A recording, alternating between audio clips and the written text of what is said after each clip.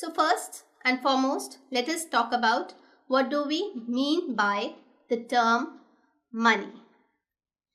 Many economists say that money is what money does.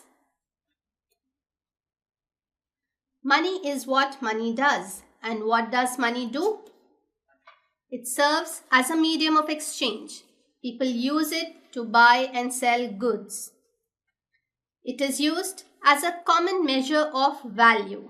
By the term common measure of value, it means that we express the value of goods and services in terms of money. Whatever we buy, whether it is our grocery, fruits and vegetables, everything is expressed in terms of a common value, that is money. It also serves as a store of value. Store of value means that if you have surplus money, you can keep that safely and you can use it in future. You can store it in various forms and then you can use it in future when you need it. So it serves as a store of value.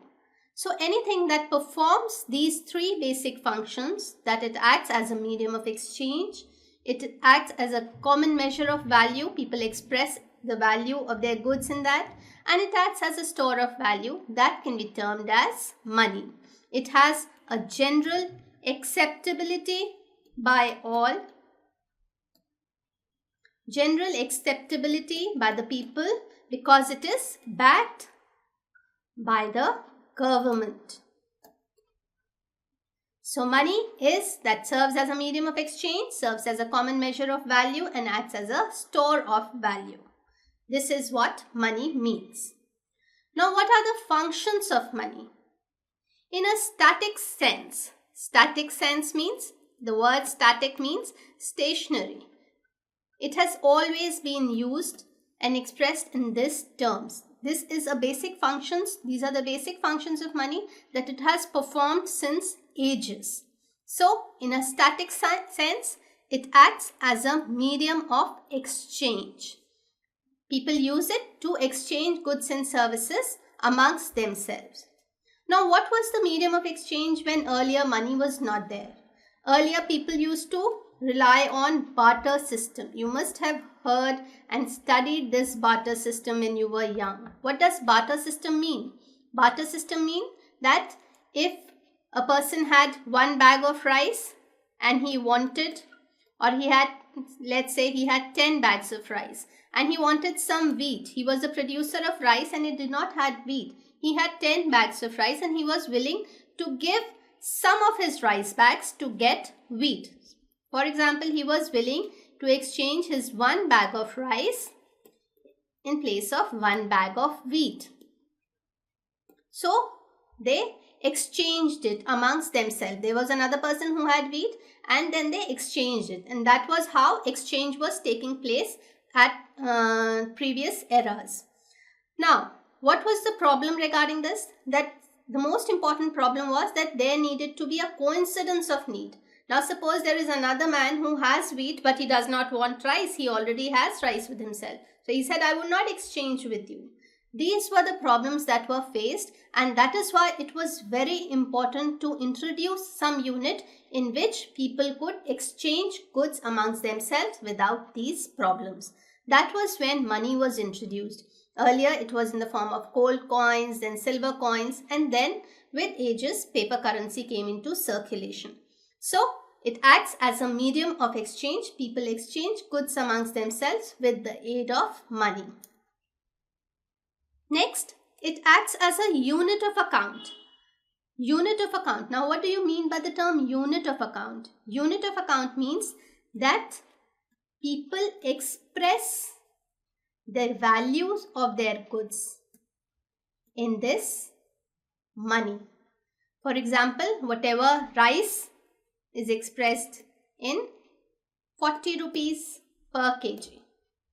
And similarly, all the goods are expressed. Mobile, according to your values, starting from 4,000 per piece to 40,000 per piece, everything is expressed in terms of money. So, it acts as a unit of account. You can express the value of your goods and services in terms of money.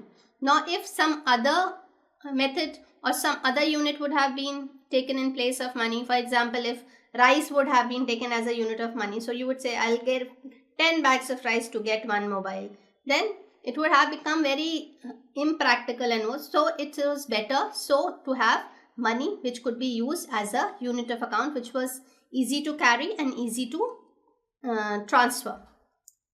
Now, what do we mean by the term fiat money? Fiat money means, what is your paper currency? Paper in itself does not have any intrinsic value of its own. If you take a 100 rupee note, you would say, what value does it have? As it is, it has a value of 100 rupees. You can buy a 100 rupee good from it. But otherwise, if you say it's just a paper, what value does it have? Fiat money means your paper currency that you have, it has the backing of a government, backing of Indian government in our case. It is backed, and that is why it becomes a legal tender. It becomes a legal tender, and nobody can refuse to accept that within the boundaries of our country, and everybody has to abide by it. Had it not been backed by the government, we would have been printing notes in our home. But that is not possible, because that will not be accepted. It is only that when a paper is backed by the government of India that it becomes a fiat money, or the currency that we use. It is used as a standard of deferred payments. If you have to make any payments in future, you can use money to settle your accounts. If you have taken a loan, you can settle it later, or you can use it for making deferred payments later, and that can be used as a standard of deferred payment. As store of value, now suppose if you have surplus income, what do? You can keep it safely either in the bank, or you can invest it and then you can use it in future. So it acts as a store of value. This is one of the most important functions of money, that it will not get spoiled with ages. You can use it in the time to come. So it acts as a store of value where you can use it in future for your other purposes. Now, this was in static sense. It has always, these have been the functions of money that it has always performed. Now, in dynamic sense, that new functions that it has performs recently. Now it performs direct economic trends. Direct economic trends means that all your savings are directed in a proper channel. They are invested, wherein they create output, they affect employment in a country. So it directs the money in making economic progress in a country. So that is also a very important function of money, that you can use it for economic upliftment of a country, where all the savings will be directed and in generating more output, more employment. Encouragement to division of labor. Now, in a money economy where the payments are made in terms of money, people are more encouraged to give their best, provide services in which they excel so that they are paid better, and it encourages division of labor. Smoothens transformations of savings into investment.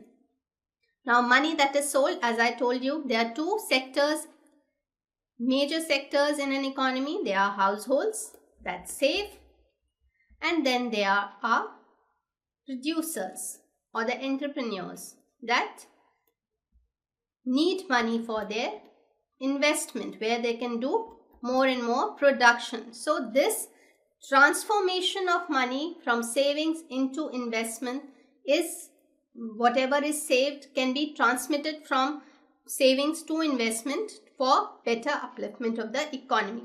This is one of the very important dynamic function of money. So we have studied about functions of money. Static functions we know are, it acts as a medium of exchange, it acts as a unit of account. By the term unit of account, we mean that the values are expressed of goods and services in terms of money. It acts as a standard of deferred payment, wherein you can make payments in future, and it acts as store of value. These four are the static functions of money, and in a more dynamic sense, they can be used for directing economic trends, for encouraging division of labor, and transforming savings into investments.